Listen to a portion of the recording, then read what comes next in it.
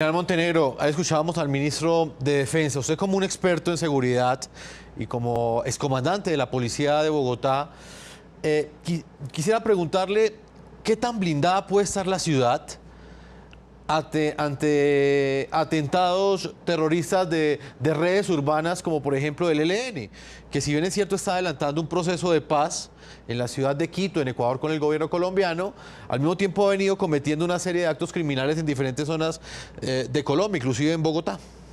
Bueno, primeramente yo pienso que voy a hacer énfasis en un punto para llegar a lo que usted me dice. Es que traigo la experiencia con Pablo Escobar Gaviria en la lucha contra el cartel de Medellín. Él contrataba a un grupo de expertos en terrorismo, en colocar bombas, diseñar las bombas.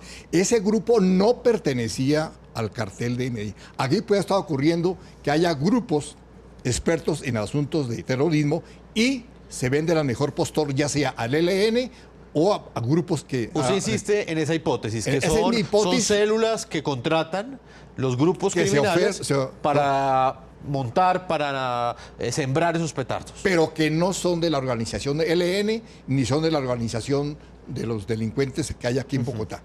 Entonces, en este momento yo estoy viendo la acción de la policía y la idea es blindar a control de retenes, un buen esfuerzo de inteligencia para poder blindar no solamente...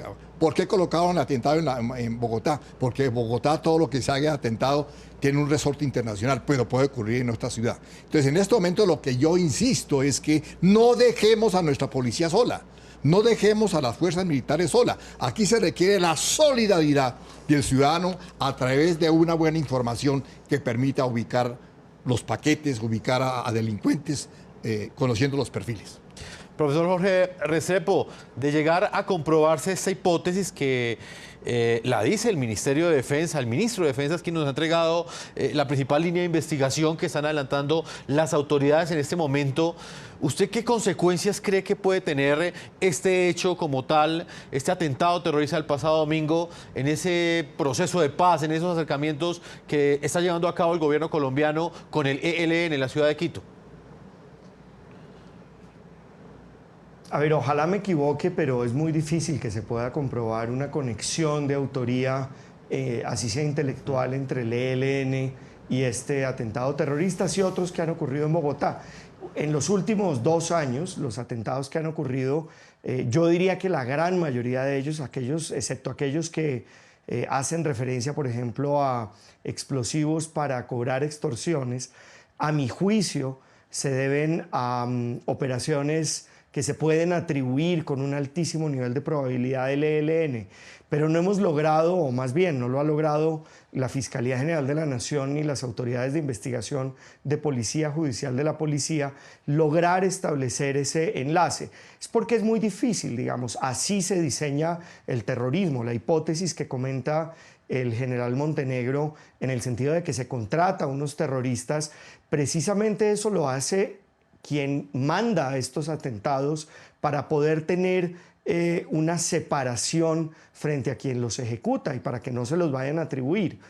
De manera que yo creería que esto no va a tener mucho impacto sobre la negociación porque así se diseñan estos atentados. Igual sucede con el caso del secuestro en norte de Santander que usted nos comentaba al comienzo del programa. Sí, señor. Lo que yo creo que sí tenemos que hacer es desde la sociedad civil exigirle, desde la ciudadanía, los medios de comunicación, creo que tenemos todos una responsabilidad desde la fuerza pública, exigirle al ELN que repudie estos atentados y que haga una declaración de que no va a continuar por el camino de la violencia, que no fue responsabilidad de ellos. Esta mañana dijeron que ellos no sabían nada en la delegación de Quito. No, tienen que ir más allá, tienen que decir que ellos no lo mandan para poder hacer una separación de la violencia del ELN en contra de la sociedad civil. Es la única manera en la que estos diálogos deberían continuar. ¿Y usted cree que estamos ante el riesgo de que el ELN utilice estos actos terroristas o estas acciones criminales?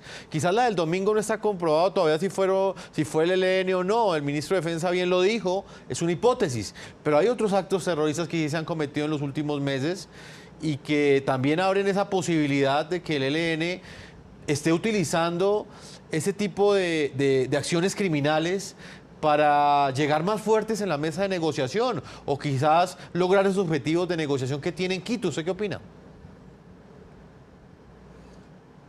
Definitivamente tenemos que exigirle al ELN, y digo tenemos como sociedad que exigirle al ELN que primero cese todos los atentados que puedan afectar a la población civil.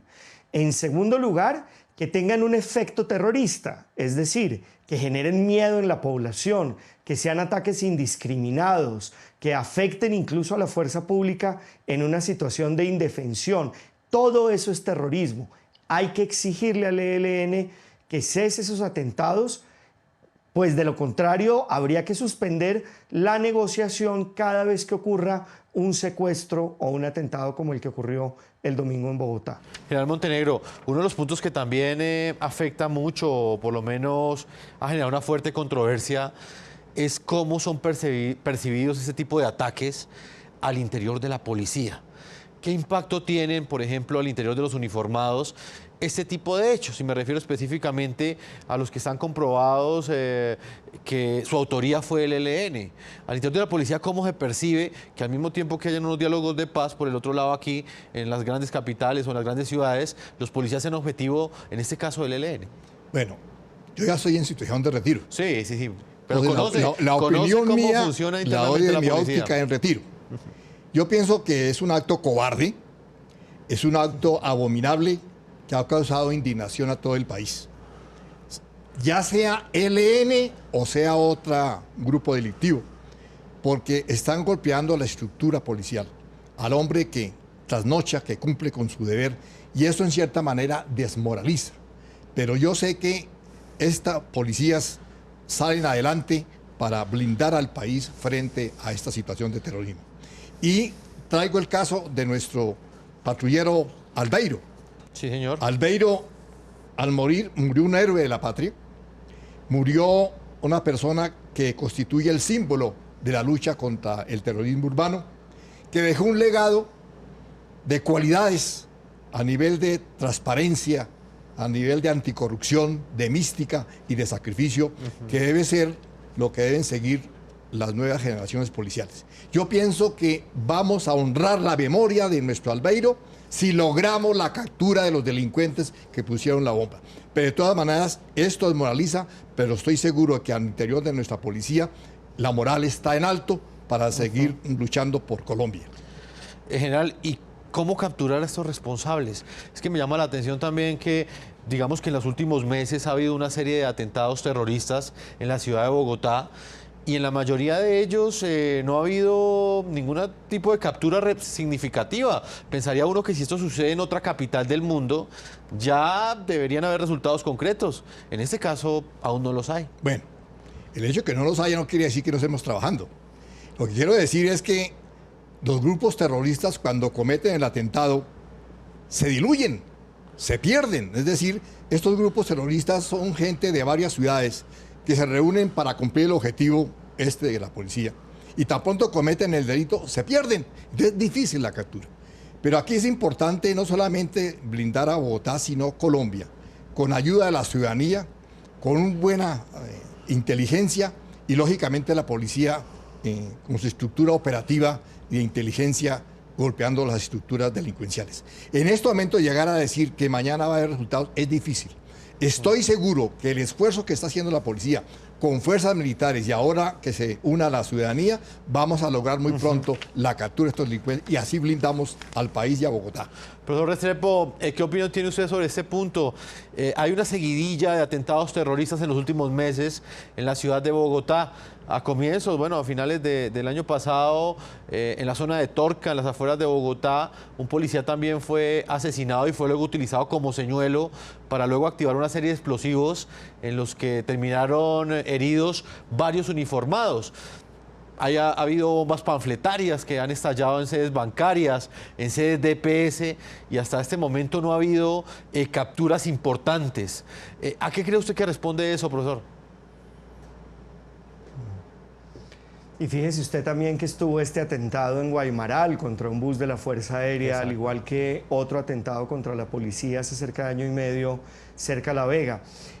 Yo diría que lo primero es que hay que entender bien y tener mucha información de análisis, de inteligencia sobre los atentados, porque yo creo que no todos son de los mismos y muchos otros atentados pueden ser responsabilidad de algunos que quieran generar una sensación de miedo, hasta cierto punto de anarquismo. A mi juicio, Jefferson, lo que es necesario es tener una estrategia integral contra el terrorismo. Esto incluye mantener las negociaciones con el ELN, que sin lugar a dudas es el otro grupo guerrillero que aún tiene esa capacidad residual de ejercer el terrorismo en Bogotá. No estoy diciendo que ellos hayan sido, sin lugar de duda, los responsables de estos golpes terroristas, pero estoy seguro que ellos sí tienen esa capacidad de terrorismo en las ciudades de Colombia. En segundo lugar, tratar de que los ciudadanos tengan un mensaje al unísono, como ocurrió con la bomba del domingo, en el sentido de rechazar la violencia que afecta a los civiles y que encuentra a la fuerza pública en estado de indefensión, que es atroz, que es cobarde, como lo llamaba el general Montenegro. En tercer lugar, afinar la justicia, porque la justicia sirve para reducir el terrorismo. En cuarto lugar, llamar, digamos, a la cooperación ciudadana. Insisto, no es que tengamos que estar bajo la dictadura del miedo terrorista, sino más bien a recordarle a la población que sí está en riesgo del terrorismo y que la mejor manera de prevenirlo es la cooperación con la fuerza pública. Vamos a hacer una primera pausa a comerciales. Cuando regresemos estará con nosotros Abelardo Garibello. Él es el padre de Albeiro Garibello, ese patrullero que perdió la vida, que fue asesinado como consecuencia de ese acto terrorista, que fue ejecutado al parecer por el ELN. Es una de las hipótesis que maneja el Ministerio de Defensa y manejan las autoridades. Estaremos hablando con su padre, quien en este momento nos quiso responder algunas preguntas, nos va a responder algunas preguntas en momentos en que enfrenta esta tragedia familiar. Una pausa y ya regresamos a la parte final de este programa La Noche.